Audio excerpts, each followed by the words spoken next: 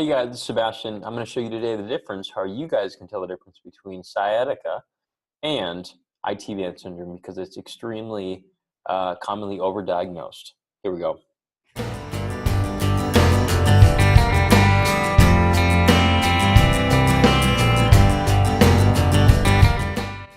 Now, I'm going to show you guys the difference between the two, but I'm going to use a picture that I drew. Now, this is something that I have in my office. And this picture right here is my own personal artwork, so enjoy this right here. All right, so here's the first thing I'm going to start with is that this is the side of the hip right here. I'm going to get my little scroller out just so you can see. So this area right here is the hip. Let's get it yellow. This area is the hip. This is the knee. Here's the front of the knee. And then we have nerves all going down the side and so on. Now, I'm going to draw these nerves out here. So this one back here is the kind of the path that the S1 nerve root, which comes from the low back, where it goes all the way down into the calf to the bottom of the foot, and you see I got an arrow here right here. Now we're going to trace another one here. This one is more of the L5 nerve root distribution pattern. It goes all the way down the side of the thigh, down to where people say they have ITBS symptoms, down into the side of the calf, or what we consider the peroneal region, and down into the foot as well.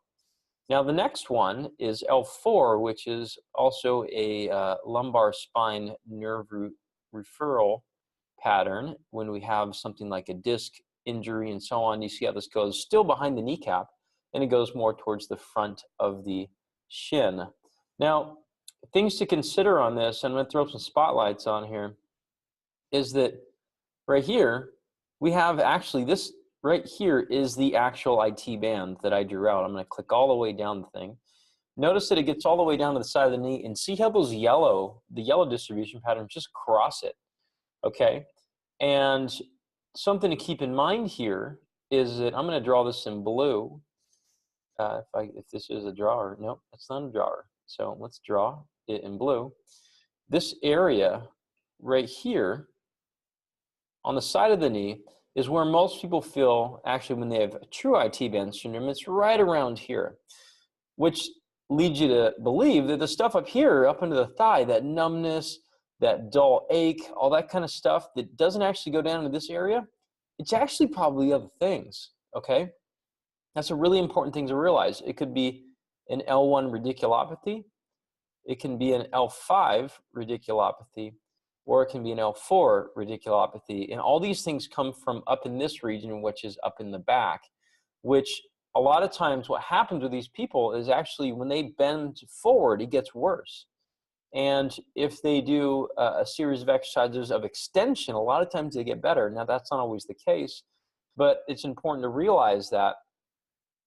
Now, as we get into the other parts here, just right there, I'm going to note that this is the area of true ITBS syndrome. Obviously, there's differences of different types of cases, but as we kind of scroll off to the side here, I'm going to show you just some general things that you can be aware of with true ITBS syndrome as well as fake one.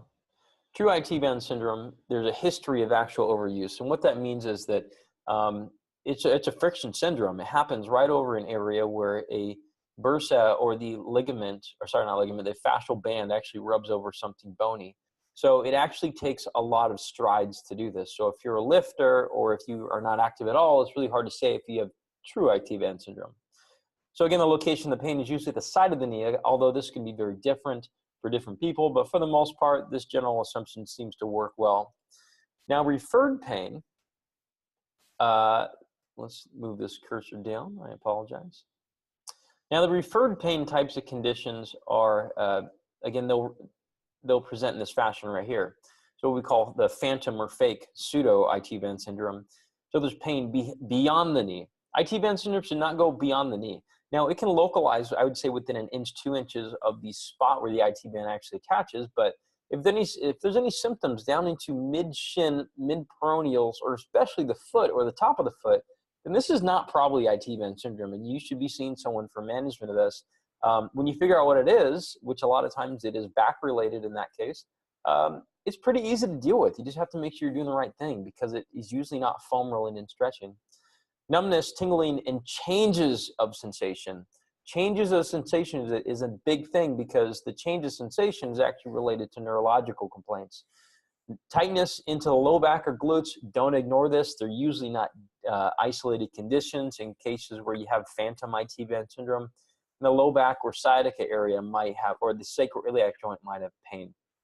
Now, again, this is just a really rough way of going about looking at IT band syndrome or fake IT band syndrome, but I want you guys to realize that these things can mirror each other. They're very close, and we actually did a great study where people, we asked people to identify if they had Achilles tendonitis or not, and they honestly couldn't get it right. Half the people got it wrong, and that's not to say anything like I'm bashing them, but it just goes to show you that if you don't know what you're looking at, you don't know anatomy, and you don't know all these other parts, go to someone who does. I do the same thing with my taxes. I don't know anything about taxes. All right? I pay a professional for that. So just consider these things that I spoke about today. And if you have a decrease of sensation into the thigh, and especially past the knee, get checked out. If you have questions further, I have a whole article on IT band syndrome as well as back-related neurological conditions. So you can check out tips and tricks for both. Also, too, if you do like this video, please thumbs up, share with a friend, and subscribe because we're doing these every single day of 2018. I have a podcast on this exact topic, by the way. It will be included below. Take care. I'll talk to you guys soon.